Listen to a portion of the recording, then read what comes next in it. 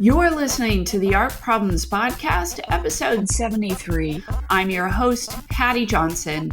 This is the podcast where we talk about how to get more shows, grants, and residencies. And today on the podcast, I'm speaking with Hannah Cole of Sunlight Tax. She is an accountant for artists who runs the program Money Bootcamp, which helps artists make filing taxes a breeze and build funds for the future. And she is an artist living in Asheville, North Carolina, where many artists, including Hannah, have been severely affected by Hurricane Helene. She's been without water and power for days, and cell phone service has only recently been restored.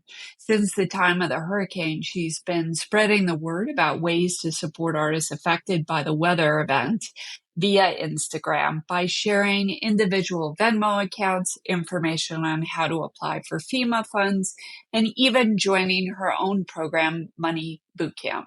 I'm speaking with her today so that you get a firsthand account of what the situation is like in the mountains and learn how you can help. Hannah, welcome to the show under what I have to say are less than ideal circumstances. Thank you, Patty. It's nice to see your familiar face, although I wish it was better circumstances. So, Hannah, can you tell us, you are based in Asheville, and Asheville is experiencing the aftermath of Hurricane Helene. And I think one of the things you and I have been talking via text off and on since the hurricane happened, but I do think it would be helpful for people to, I think, one, understand exactly where Asheville is, what kind of a center for artists it is. Give us a sense of the timeline of what's happened from the hurricane to now. Sure. Asheville is this really cool, artsy community in the southern Appalachian Mountains. If you look at a topographical map of the United States and you're looking at the highest point on the East Coast, it's around Asheville. The closest ocean to me is in South Carolina, 5 hours away near Charleston. And that's going pretty straight south. Just for your geography, Asheville is way west and it's way high. And so the Tennessee border is very close to us here. We're essentially one side of the Appalachian Mountains and they are the other side. So Dolly Parton grew up over the mountain from here. The Smokies, right? She's in the Great Smokies, exactly. And we're in the Blue Ridge. Right. So that's where you are. And I guess because you're in a mountainous range, one does not normally think of hurricanes being an enormous threat. Not at all. We look at our friends on the coast and are like, those poor guys who have to deal with hurricanes. Like they aren't a thing here. I mean, what we do get is a lot of rain after hurricane. Because I mean, if I'm no meteorologist, but what I understand is hurricanes derive their power from warm ocean water. So they tend to come up from the south and they will travel up the coast, usually because that's where the water is, right? So once they go over land, they lose their power. So, being 5 hours, the shortest distance from the coast in is 5 hours. So we're not really under threat of hurricanes here. So that sort of like, how come they didn't know this was coming? If that is an instinct you have to ask, like, this is not a thing that happens here. This was on no one's mental map. Right. But what did happen is that you experienced a hurricane, right? And that's had some pretty serious consequences. And you've been posting about this online some because you've lost your life's work. You posted a picture of your studio, which from like outside the building, so you could sort of see across just what is a huge body of water now, and your studio is just completely underwater. So that seems pretty significant. Your studio is not the only one in that building, yes? No, it's between 20 and 40 other artists in my studio building. It's mostly ceramic artists, pottery being very big in this part of the country where the soil is clay. So yeah, that's a pretty, like, it's also just like a huge craft tradition here. So a lot of potters in there. I'm maybe one of two painters in that studio. Mostly everybody else is a ceramic artist. Did everybody lose their work in there, or were there some people who didn't lose everything? The building is trashed. It is, and I can send you more photos and even a video of me like kind of doing a 360. It filled to the roof line. It's a basic warehouse. Just picture warehouse, corrugated steel outside, typical warehouse look. And then inside there's sort of walls that go 8 feet high. A lot of the potters just have their studios open. Mine is the only one that's got walls because I'm a painter and I need to put my paintings on walls. So mine is more enclosed than others. But the water essentially filled the entire warehouse. And I have photos that show the water line inside. So it's all the way up by the roof. And what it looks like inside is exactly what happened. It looks like the building got filled up to the top with water and shaken for hours. And that's essentially, so picture any building and what's inside that happening to it, and picture what's going to be left when you're done. It's a bunch of soggy, collapsed drywall, studs on the floor. The kilns are probably maybe salvageable. Some of the kiln brick, which is expensive and worth salvaging, but we are all sort of on a big group text trying to figure out how to get in there to salvage if there's anything. It's going to be picking through a trash pile, except that I just got an alarming text right before I got on this call, Patty, to say how toxic the mud is, because one, there's a gas plant right across the street from our studio. That's part of the reason we can't get in there, because they are controlled burning all the rest of the gas, because it's just been gas leaks. So the mud is filled with gasoline. And also there's a plastics plant on one of the rivers that was destroyed, and all its chemicals for plastic production are in the water. And apparently people have been showing up in the ER with chemical burns from the mud. So it's funny because I went in before I knew any of this. The day after the water started subsiding, I went into my studio. It was stupid and dangerous, and I should not have done it, but I did. And my feet have been burning. And I just was thinking, Hannah, you're imagining that. Hannah, this is psychosomatic. You're just upset. And then I read that text and I was like, oh shit, that's real. So yeah, it's pretty apocalyptic in there. Wow. Oh, I am actually speechless about that. When did the rain start, and how much rain did you get? Yeah, so I haven't had a chance to really piece it all together, because different parts of the mountains will have little microclimates and get different amounts. The highest amount of rain that happened, and this is before the hurricane hit. So I want you to understand, this is what was when the hurricane hit, and then the hurricane dumped a bunch more rain. The rain before the hurricane hit was at the max 30 inches. I know in Marshall, North Carolina, which is just a 30-minute drive north of me, they got 30 inches of rain. That's already a record. Here in Asheville, I think we got something between 10 and 20, which also just is a fuck ton. That's how much rain that is. And then the hurricane, which again, this is not a normal thing, but the hurricane apparently kind of stalled out over the mountains and stayed there for a long time. And please, someone check the science, but from the articles I've been piecing together, it seems that because there was so much water there already, it was moist in a way that dry land shouldn't normally be. And so it was giving the hurricane a little more power than it normally would have. So please check that with your meteorology friends. That's my understanding, at least as of now. So on top of our 20 or 30 inches of rain, then the hurricane came and then it dumped its rain. The volume of water is like, no one here could anticipate it. It was incomprehensible. The systems, it's a 1,000-year flood across multiple counties. And I'm not exaggerating when I say that. I really mean a 1,000-year flood. And the infrastructure was destroyed. The roads to the water main washed out. The water main itself broke. They can't even begin to fix the water main until they rebuild the road, because they can't get any trucks up there. They can't bring in the pipes. So it's just, it's looking like a tough, it's looking like a tough situation. And I was kind of gung-ho to wait it out. And here I am like 6 days in with chemicals on my feet, and I can't take a shower and feeling like, wow, this is really quite a bit harder than I thought. So Yeah. So you've gotten a lot of, or you had a lot of rain. After the hurricane stopped, did you have a sense of the amount of damage that had occurred, or did it seem like, oh, that was a bad flood, or like a bad rainstorm? Yeah. So I'll tell you, if you let me do the long version, I'll tell you kind of how it was sinking in my head. And I think I'm pretty Yeah, normal in our please. country. We got a warning from the school. School was canceled Thursday and Friday. So we're like, oh, okay, that must be bigger than normal, obviously. People in my studio were like, okay, let's lift the kilns up because there's going to, there might be some flooding in here. So we're near the Swananoa River, which does flood.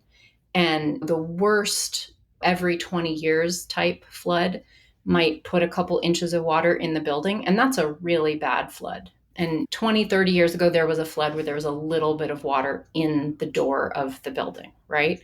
So what we were doing was lifting kilns just to get them off the ground so their electronics wouldn't get messed with. Then it seemed that that initial rain that was coming before the hurricane, it seemed more than we had expected it to be. The forecast kept going up. Yeah. Oh, we better lift things higher. So then everybody comes to the studio and starts getting ladders and putting things on a couple of lofts that are in the space. And there was that. And then we're kind of crossing our fingers. Everybody goes home. We sort of sit through, then the hurricane hits. And Melissa Weiss, the potter who runs my studio building, she's got an amazing following and practice. She's incredible. She's like a mother hen, politically active, amazing human being and artist. She sort of leads us all. And she was like, I'm going to stay and work and like put as much stuff up in the studio as I can until the river gets to 8 feet. She was like watching in real time the NOAA updates about the water. She's like, 8 feet is evacuation time. So she did. And then we all go home and we sit out the storm and wake up Friday morning, and Friday morning there's no power. That's not a shock, and we're all just thinking, okay, like a day of no power. And so my family, we like took a walk to the French Broad River, which is walkable from my house. And the river had come, there's like a bunch of warehouse buildings along the river, many of which like amazing buildings and amazing artists are kind of set up in. So those buildings are along the river. Then on the non-river side of those warehouse buildings is a road, Riverside Drive. We were on the other side, the dry land side of Riverside, and Riverside, the water had come through the buildings all the way up and flooded the road and was flooding the properties on the other side of the road. And we started watching stuff. It was raging and turbulent and so much force. And we're watching shipping containers like fly down this like roiling mess of water. And we're watching just like pieces of buildings. It wasn't just furniture, Patty. It wasn't like the light unattached stuff that was going by. It was sides of buildings. So just picture the force it takes for nails to come out of walls and sides of buildings to detach from a building and go down a river, right? I literally can't do it. I mean, I believe you, but it just feels so surreal. Yeah, it's part of our flaw as a species. I think if you've never seen anything like it, you can't conceive it's possible. Like, yeah, my girls' like old gymnastics daycare was there, Asheville Community Movement, and they had these vans, like transport vans for kids for after school, and they had parked them on like the dry side of a high point dry side of the building, and we stood there and watched the water pick them up and sweep them down. I can send you that video. I have a video of it happening. Oh my God. Picnic That's table. Terrifying. Oh my God. It was insane. And that was at 2:00 on Friday. And we stood there for an hour watching stuff. And we're seeing telephone poles get pulled by like half a building, pulling on the pole until finally it falls because there's all this tension on the wires and like snap and fall into the water. I mean, Armageddon, like unreal to see. This is 2:00 to 3:00. And in that 2:00 to 3:00, the river rose a foot. And I know that because we were standing on a loading dock, which was the high point in this place that is nowhere near the water normally. And the loading dock had about a foot of dry. It was like a foot from the top.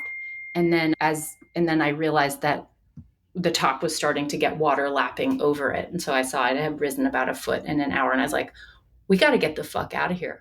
Like, this is not a safe place to be. This river, this is coming up more. So we got out. That was 3 o'clock on Friday. We got out of there. And then So it didn't.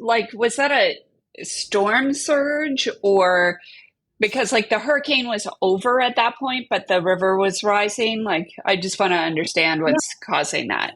Yeah. And good question. The hurricane was over at that point. Like we were starting to see blue sky again. It was that much over. But what happens, I learned the hard way. Can I say that? What happens is that all that water continues to like drain off of stuff into the rivers. Oh, I see. So From the mountains. The water doesn't crest until hours and hours after the bulk of the rain. So the water essentially keeps rising. So you've seen the hurricane, like the sky clear, but the water now is filling and filling and filling. And it's ominous because you're like, this is going higher than it's ever gone. And it is clearly going up. It is not anywhere close to like stopping. That was the feeling. So I'm telling you what I witnessed between 2 and 3 p.m. on Friday, and the rivers crested around. Each was a little different, and I don't know why, but it was around 8 p.m. that they actually hit their peak. And then stuff kept cascading. So I watched those vans go by. I watched sides of buildings go by. And even with that, it wasn't really hitting me, the magnitude. I was like, damn, this is a lot of flooding, right? And then the next morning, Saturday morning, we drove to try to get toward the neighborhood of my studio, which is the Swananoa River on the other side of town. And I was thinking like, that is a smaller but steeper sided river. So when it goes high fast because it's just steep. It's in a narrow channel. And we went down there and I drove down to, it's called Tunnel Road. It's like there's like a Whole Foods and a Best Buy on it. It's like strip mall-y kind of a place. And it's on the way to my studio. And the water had gone up like past the intersection all the way up to the Best Buy, to a person who knows Tunnel Road in Asheville. I went to the Best Buy, but I have a picture of the water line it was so much higher than I could have conceived it would go, that was the moment it hit me, that if it was up that high, that my studio was totaled. Like it kind of like psychologically, that was the moment that I realized. So we went around the backside. We like had to go up over the highway because the road, I was seeing lines in the distance, and some people thought they were power lines. It was so far in the distance. And the reason it was so distant is it's just river mud for, I don't know, thousands of feet. You're just looking in the distance at just this river mud and you can see where the water stopped because all this debris stops there. And in the distance, you can see that the road has just crumbled and collapsed. And there's a huge sinkhole under it. All the earth has been eroded under the road. So the roads have collapsed. You can smell gas in the air. My girls were getting lightheaded because there was so much gas in the air. So we like drove around, went over a bridge over the highway, could take some pictures sort of more aerial style from the highway of the river. And it's starting to like build in my head, like, oh shit, this is Armageddon. This is not like a flood. This is the worst flood we've ever had by miles. And then we went around the backside. And like I said, at that point, like we went down to try to get into my studio, and we went through mud. I was completely unprepared. I was wearing sneakers and spandex, and I waded through mud and debris over collapsed drywall in my studio. It was so dangerous. And I look back at that and I'm like, what an idiot. I can't believe you did that. But I had to see it. I mean, you didn't know. I didn't. Didn't you say that there was a gas leak nearby, and so that it was contaminating the mud? Yeah, so multiple gas leaks. So the gas I smelt up at the Best Buy was a gas main, but the gas I smelt at the studio is because Holston Gas, this gas company, is right across the street from my studio. And there's train tracks that go by, and the train cars like get the gas on it and transport it. And that's along the river. And we're just hearing hissing noises. Like at the studio, you could hear hissing. I wasn't connecting the dots what that hissing sound was, but that was gas leaking. And I mean, it's a propane company. So it's a propane company that just got completely flooded and all its structures are broken. So what do you think is in that mud? It's it's just gas everywhere. So I definitely wouldn't light a cigarette near that place. You had your studio totaled, and so have very many other artists. In Yeah. Asheville itself, it seems like just the amount of businesses that have been completely crushed under the weight of this hurricane is really, really significant.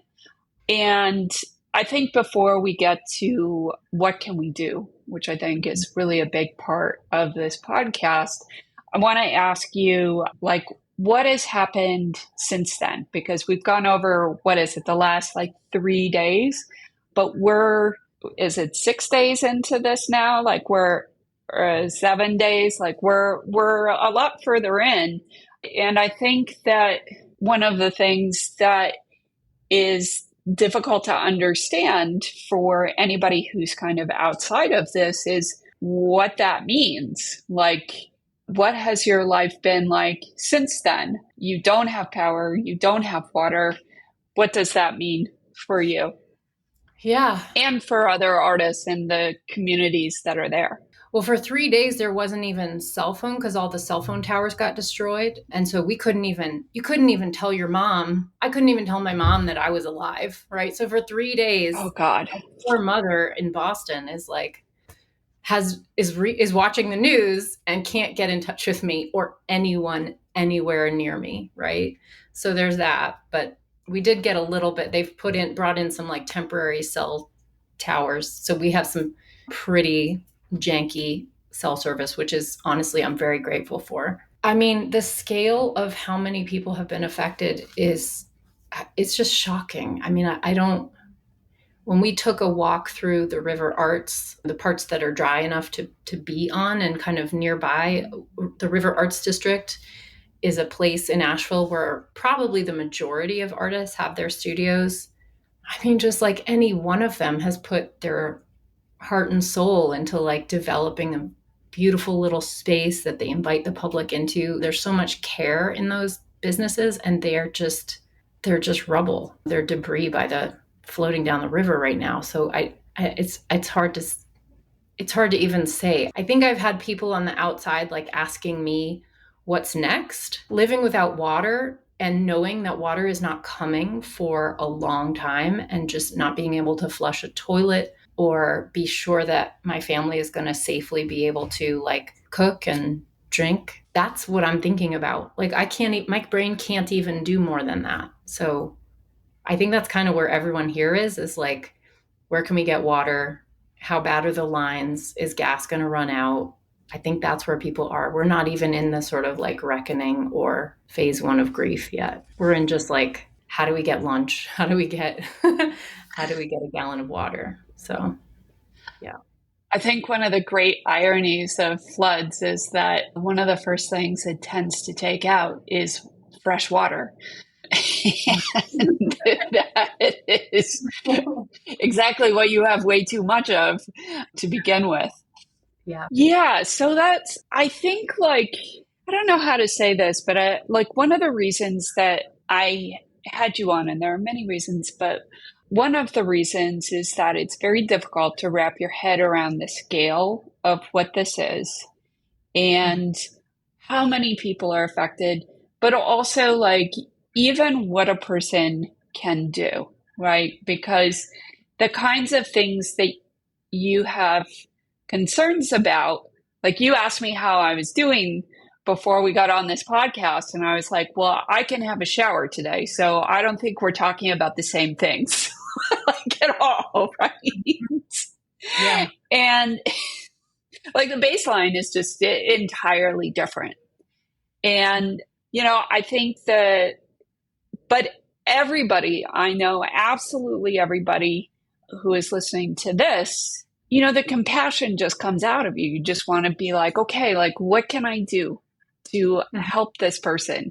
Especially because what you do is you help other people. Like your work is helping people manage their money, helping them understand their taxes, helping them understand like how they can put money away in case something like this happens. And here we are in a situation where, it's not just like one person, but an entire community that has this very urgent need. And I think one of the things that's sort of fueling my urgency around this is something that we talked about earlier, which is that when there is attention around this, where you can fundraise, you can get money in. And when that goes away, it becomes a lot harder. So you really want to act when people are going to take action.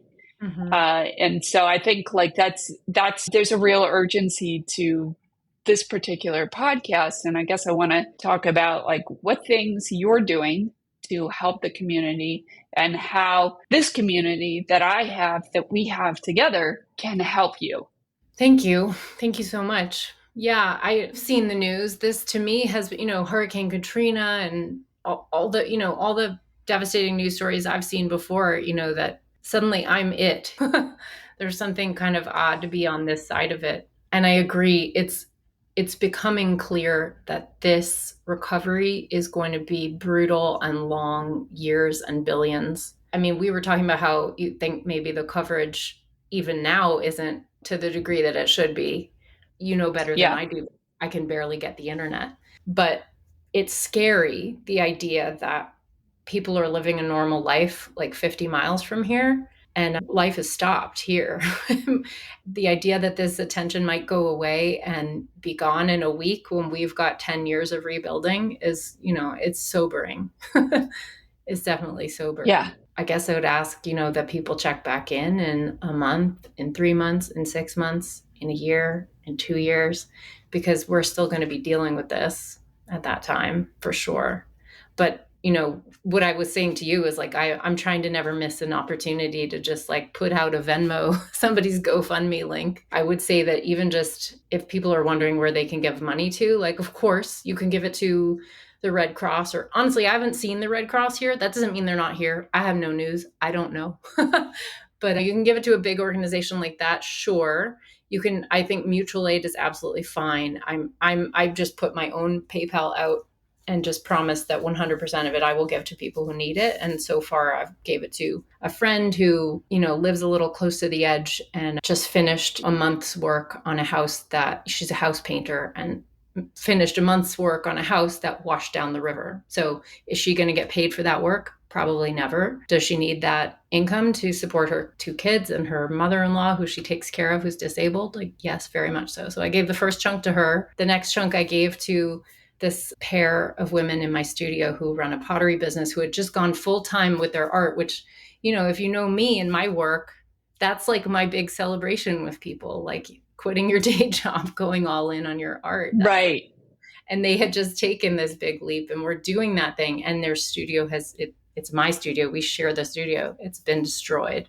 So I gave I gave $3,000 just this morning to those women because they just spent that money out of their own pocket to feed people in this community and buy hazmat suits for us to go clean out the studio. This was like, they were giving away $3,000 of their own money that they just had their business wiped out. And I was like, this can't happen. I need to at least collect enough donations to cover that. So I think if you give money to anyone in Asheville, Swannanoa, Black Mountain, the places around here, it'll be put to good use. There's no question. And I can give you a bunch of links. There's also Arts AVL is sort of a clearinghouse. I'm blanking on the name, but the Arts Council of Asheville, they have a page, artsavl.org. And there's a page called artsavl.org/aid. And it's a two-way street. It has a list of places that artists like me, like my studio mates who were affected can apply for emergency grants. And I think anyone who could get a downloaded podcast and listen to this should go to that URL.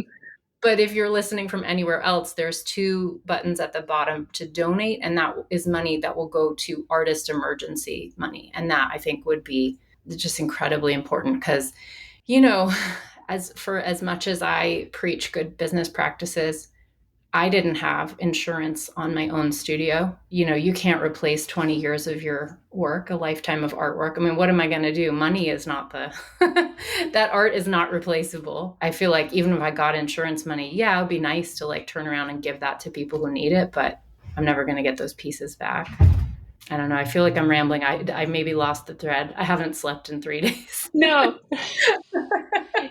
you are absolutely not rambling. The question was, how can we help, and like, who needs that help? And I think like part of what you're doing is answering that question. I want to add to that list that one of the things that you've been doing on Instagram is showing people how to apply for FEMA funds. I think that's so important that money exists to help people who need it. FEMA funds are emergency funds for disasters like this. And I think the other thing that we haven't talked about is that you do run a program called Money Bootcamp that helps artists, manage their money. And anytime that you are able to support other people and in their financial journey, and you have the financial freedom to help other people, like that is a net benefit for the community. So the more time that you have available to give away free resources, the better it is for everyone. So if you are somebody who's listening to this and thinks, hey, I need a money boot camp in my life, this is the time to join that money boot camp, because it will change your life and it will change somebody else's as well. And I can't think of anything like a more powerful act than that. I really appreciate that, Patty. Yeah. And I would add to that a couple of things. One, my program Money Bootcamp is unaffected by this storm. It is fully available online. You get everything when you join instantly, and it's lifetime access. Obviously, my live sessions and my one-on-one calls are on hold until I have stable internet and, like stable food. If you're willing to be patient with me on those things that I normally offer for a month or two until I get my family settled, then I absolutely pledge us. And I think if you know me or if you know my work, you know that I make good on my promises, but that I will deliver, with gratitude and excellence when I'm on my feet again. And also 2025, I mean, God, I can hardly even think about something else in the world right now. But in 2025, there are going to be a lot of tax law changes. And part of Money Bootcamp is that I guarantee you a year's worth of all the info you need about tax law changes that affect you. And there will be many in 2025 because that pass-through deduction is expiring and we don't know if it'll get renewed or changed. Kamala Harris is proposing a new newborn tax credit and an expanded child tax credit, and also a $50,000. I don't know the structure if it's a deduction or a credit, but for startup expenses for businesses. And that's going to include people like us, artists like us. So those are some of the tax changes on the horizon. And they're coming, and I 100% want her to win. I got wind of that $50,000 promise for startups or small businesses, and I was like, I don't know exactly what that looks like, but I want it. Absolutely. So. Oh my gosh. And also, like, let me tell you, as a person who is now relying on FEMA, Trump cutting FEMA funding when he was in office is like actually affecting my life right now. And I'm like, there's many reasons I don't want him in office, but I'm really personally feeling one of them right now. There are many reasons that I do not want him in office as well. But certainly there are some that are more acute than others right now. All right. While I was listening to this, I did have an idea, and this is my personal pledge to you, to check in with people in this area, 3 months from now, 6 months from now, 9, 12 months. And what I am going to do is I'm going to add a check-in on my podcast that happens every quarter for Asheville, for Money Bootcamp, and Sunlight Tax. so that we all have the reminder that artists are still affected, even though they are out of the news cycle, and that we still need to support them. I appreciate that so much. And I want to add that, the way that I'm planning on spending my time in the coming months, I have to say, as soon as I have like food and water for my family, which I will admit to is priority number one. But no admission there. That's like,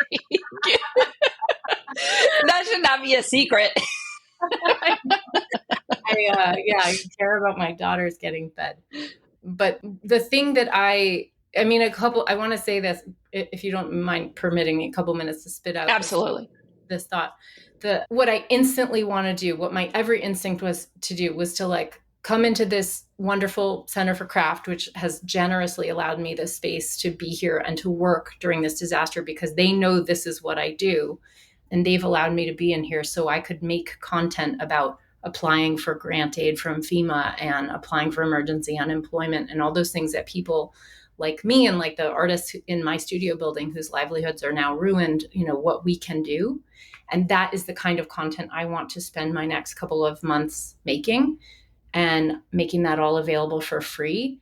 And what I want to say is, this is a little dark, but like, we are living in a world with unprecedented weather events happening. You don't know if you're going to be affected. I was in New York City. That's where I lived when Hurricane Sandy came.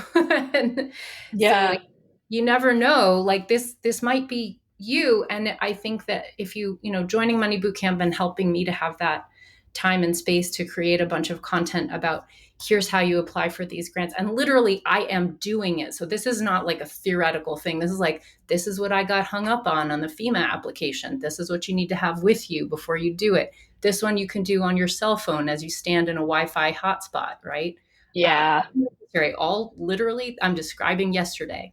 This library will continue to exist, and it will be there for you if you have a disaster. And I hope it never happens to you. I hope you never need it. But this is really paying it forward to other, people affected by climate change. And I think it's coming, right? So we don't know that it will be us. We hope it won't. But this library will continue to exist, and I'm excited to make it exist. So that is what's driving me in the next 3 months. And I'm taking care of myself too. I think the reality of climate change now is that even if it isn't us, we all know somebody who has been affected by climate change in a fairly significant way. And I don't see that changing. Nobody is talking about that getting better anytime soon. So I think we do need to prepare for it. So Hannah, thank you so much for coming on the show. And we will see you online. All right. Thank you so much, Patty. Really, this storm has taught me never to miss a chance to say I love you, and I'm going to say it. I really love you. Thank you so much. I love you too. All right. All right. Thank you for watching. If you like this video, be sure to like, leave a comment, and subscribe to my channel. I'm so grateful for that. This video is for education and entertainment only. Nothing in this episode should be taken as individual tax or financial advice. You can find all the tools, books, and links I reference at sunlighttax.com/podcast.